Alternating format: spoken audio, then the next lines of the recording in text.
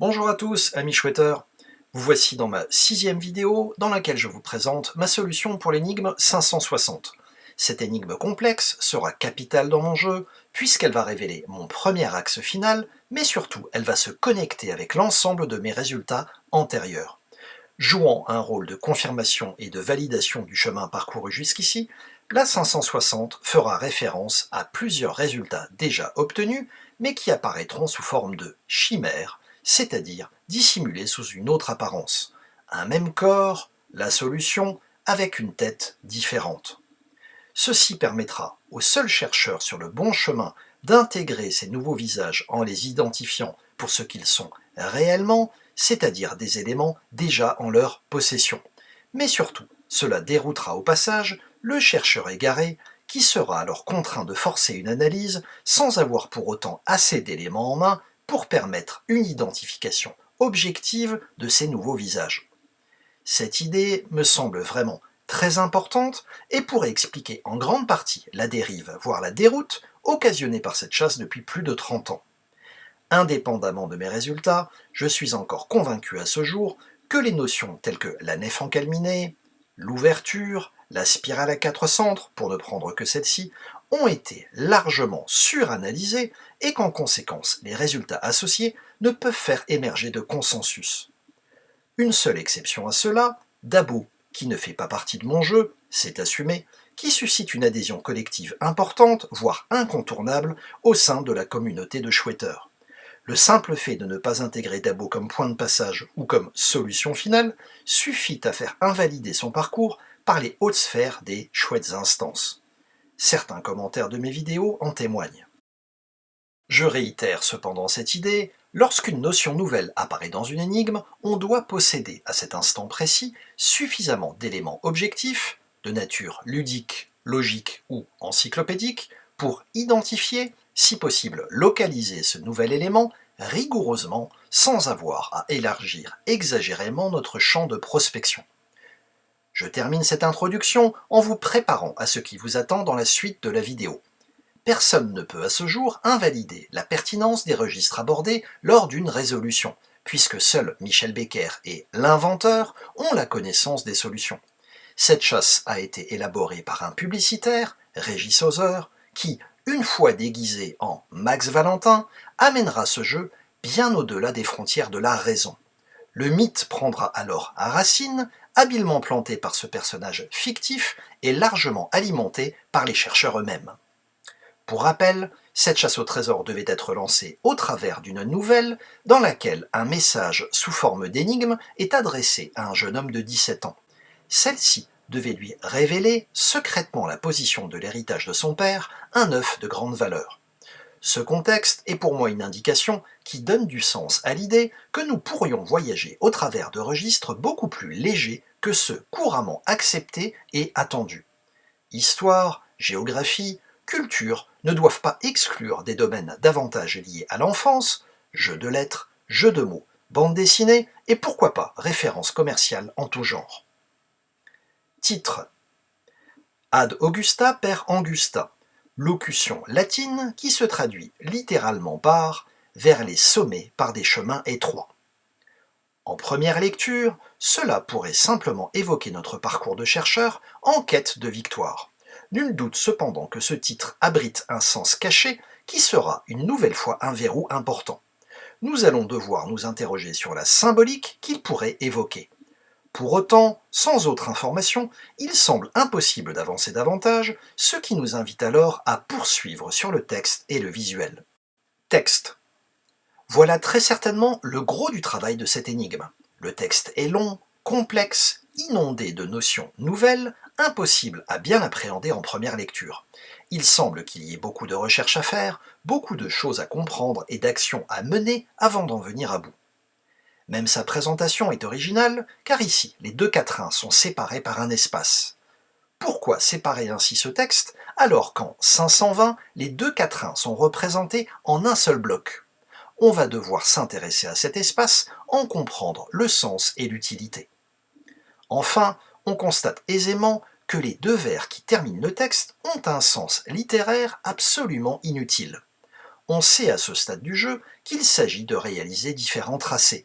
Sans autre précision de l'auteur, nous aurions tout de même réalisé notre tracé avec précision sans dévier de quoi que ce soit. La surprise éventuelle de nous révéler quelque chose de fort n'aurait pas besoin d'être annoncée de la sorte. Ces deux derniers vers ont une autre utilité et devront eux aussi être méthodiquement décryptés. Nul doute qu'ils dissimulent habilement une partie de la solution attendue. Visuel. Le visuel représente un crayon séparant une étendue d'eau en deux et révélant ce qui semble être un fond marin. Le crayon laisse une empreinte nette sur celui-ci. Il semble que l'eau tende à vouloir reprendre sa place dès le crayon passé. Un coquillage semble perdu dans ce décor et pas franchement indispensable à la scène. Ce coquillage a déjà joué un rôle pour une énigme précédente, nous étions alors invités à venir consulter ce visuel, ceci fera l'objet d'une prochaine vidéo. À ce stade, j'avais l'intime conviction qu'il s'agissait de comprendre ce que représentait précisément ce trait de crayon dans ce contexte. La présence de ce crayon lui-même ne pouvait être là que dans le seul but d'accompagner et de justifier ce trait. On devra également s'y intéresser. Bien entendu, j'exclus l'idée que cela puisse évoquer simplement le tracé que nous réalisons sur notre carte qui pourrait traverser une étendue d'eau. Si nous devions réaliser un tel trait, nous le ferions sans avoir à y être invités par un quelconque visuel. Résolution. Imprégné par le sens énigmatique du titre, j'aborde chaque vers l'un après l'autre en respectant scrupuleusement l'ordre de lecture et avec la volonté farouche d'en comprendre précisément chaque mot. Je me limite à la lecture, à l'éventuel décryptage et à la stricte exécution de l'action demandée. Le texte est long, il faut absolument rester sur le rail du début à la fin. Quand, à Carusburg, tu auras Albion dans le dos. Carusburg est l'ancien nom du port français de Cherbourg. De ce point, dos à Albion, qui symbolise la Grande-Bretagne, je regarde donc vers le sud. Notons qu'Albion est une direction générale, imprécise, ne nous permettant pas de tracer quoi que ce soit. Cherche l'ouverture qui révèle la lumière céleste. Nous devons donc chercher l'ouverture, mais attention, pas n'importe laquelle. Dans mon jeu, l'ouverture est le col de Roncevaux, résultat de l'énigme 470. Ceci est cohérent avec le fait de se situer à Carusburg et de regarder vers le sud. Mais ici, il n'est pas seulement question d'ouverture, donc de col, mais plus précisément d'un col qui révèle la lumière céleste. Nous voici donc face à une première difficulté, nous devons identifier ce col ainsi défini. J'ai imaginé rapidement que ce col pouvait être tout simplement le col de Dieu, c'est-à-dire celui qui révèle la lumière divine. Poursuivons et voyons si ce résultat tient face à la suite du texte. Ne t'attarde pas, ne demande pas ton reste. Ici, pas d'élément nouveau, juste le fait que le col de Dieu ne pourrait être qu'un point de passage avant le résultat attendu. Poursuivons. Mais apprête-toi à marcher sur les eaux. Nous en sommes à notre col de Dieu et nous devons nous attendre, de ce point, à marcher sur les eaux dans cet esprit religieux. Le plus simplement du monde, j'ai pris connaissance du nom de la commune où est précisément situé ce col. Cette commune porte le nom de Dieu le fit. Telle une image christique, nous sommes invités à marcher sur les eaux et ainsi associer cette commune à la solution finale attendue de ce premier quatrain. Le style plaît ou ne plaît pas, mais nous avons respecté notre méthode, à savoir la lecture stricte du texte en respectant le contexte imposé. Pour ma part, je trouve ce résultat convaincant et habile, car il nous connecte avec un résultat précédent, et Max Valentin prend la peine de nous confirmer notre résultat au travers du nom de la commune qui y est associée. Nous sommes à présent face à cet espace si singulier dans le jeu qui nous invite en toute logique à une action spécifique. Ce qui me paraît le plus évident à ce stade est de faire jouer ici même le titre plus le visuel de l'énigme, comme si cet espace marquait une pause dans l'exploitation du texte. Revenons donc au titre, Ad Augusta per Angusta, qui se traduit encore par de grands résultats par des voies étroites. Il faut comprendre par cette formule que l'on peut atteindre les résultats les plus éminents avec des moyens modestes ou par-delà les difficultés. Ce n'est pas une interprétation, mais la traduction littérale. Ce sens ne se connecte en rien avec le texte que nous avons déjà décrypté. Cela nous invite naturellement à nous intéresser au visuel et à la relation titre et visuel. Replaçons-nous dans le contexte de 1993. J'ai alors eu une révélation qui s'est imposée à moi, toujours dans le même esprit, dans la même approche symbolique et astucieuse. Le titre de l'énigme nous parle du grand changement qui s'opère dans notre quotidien et qui va donner à chacun d'entre nous accès à une connaissance sans limite. Cette promesse aux horizons infinis qui s'offrirait à nous voyagerait par des voies étroites, très étroites, puisqu'elle cheminerait au travers d'un fil, celui qui nous connectera à Internet. L'époque du moment se prête particulièrement à évoquer cette révolution dans l'accès au partage de la connaissance. La lecture du visuel, dans ce contexte, va être évidente et là aussi très astucieuse. Ce fameux crayon qui marque un fond marin, après avoir écarté la mer, pour y déposer ce trait noir bien marqué, point central de notre analyse, est l'illustration de la dépose d'un câble sous-marin véhiculant Internet. Ce câble s'appelle une dorsale. Une dorsale Internet est un réseau informatique faisant partie des réseaux longue distance de plus haut débit d'Internet. Ceux-ci sont au cœur de nombreux accords entre certains pays et différents continents. Ils sont très rares et leur installation fait grand bruit sur la scène médiatique tant la plus-value technique et technologique est importante. Le 26 septembre 1992, la mise en œuvre de la dernière portion de la dorsale nommée Ebon reliera Londres à Montpellier. C'est un événement quasi national. Notre point géographique solution se précise nettement. Nous pourrions écarter naturellement Londres dans la mesure où ce point n'est pas en France et ne figure pas sur le support de travail imposé, notre carte Michelin. Mais Max Valentin se doit pour autant, de mon point de vue, de nous donner le petit truc qui validera la bonne ville. Comprenez bien que nous avons déjà notre solution en tête, Montpellier, et que le cheminement recherché pourrait dès lors être discret, l'aiguillage ne se limitant qu'à 2 voies possibles. Tout viendra du crayon, élément non employé jusqu'alors dans notre décryptage et dont la présence interroge dans la mesure où il n'est pas indispensable à la bonne lecture du visuel. En effet, ce trait aurait pu être amené de bien d'autres manières, voire même être représenté sans autre support. On comprend que ce crayon peut illustrer l'action d'un écrivain et évoquer par sa tête l'illustration d'un sommet montagneux. Avant d'être accusé de raisonnement capillotracté, je confirme une nouvelle fois qu'il s'agit simplement de distinguer Montpellier, la solution logique attendue, et Londres. Ce raisonnement ne serait même pas indispensable tant le premier choix semble évident. M'abstenant de tout commentaire concernant le cahier des charges, dont j'ignorais tout lors de ma résolution, je constate également que le fond marin représenté par Michel Becker présente bien des similarités graphiques avec un autre type de dorsale, les dorsales océaniques, au sens géologique. La ressemblance est troublante. Le parallèle est pour moi assez évident, d'autant que l'illustration de Michel Becker n'est pas forcément celle qu'on s'attendrait à voir pour représenter un fond marin. Ceci confirmerait encore notre approche.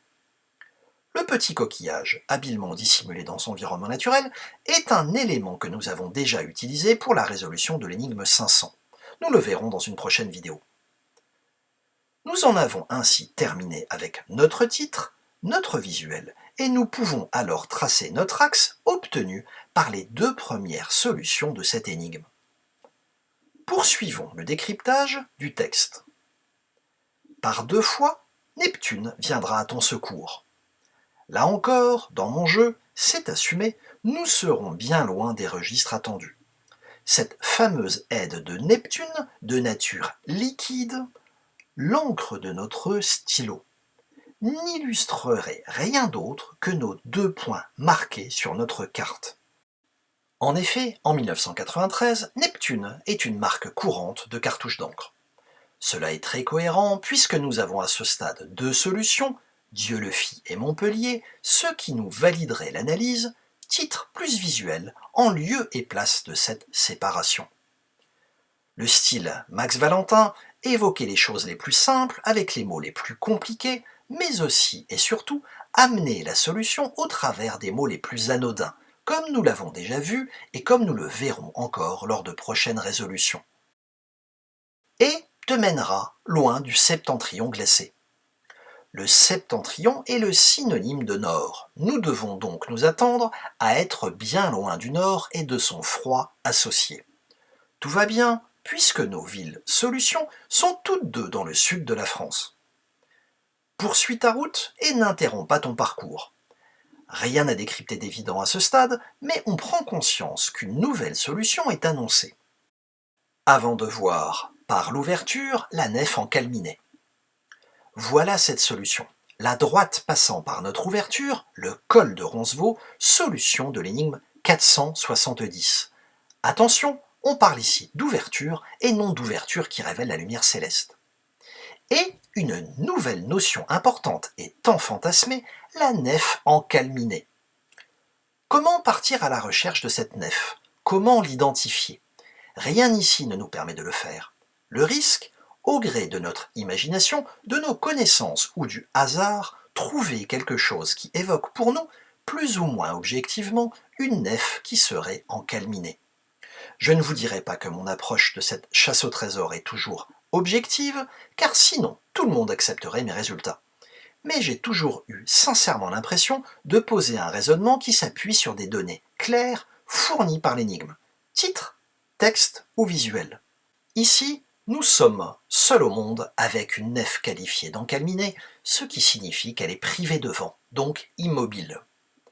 Nous voici dans le cœur du sujet, et dans ce que je considère être l'un des secrets de cette chasse. De mon point de vue, si une notion nouvelle se présente à nous, sans que l'énigme nous donne suffisamment d'éléments pour l'identifier, c'est que cette notion ne doit pas être recherchée ailleurs que dans nos propres résultats, déjà obtenus jusqu'ici.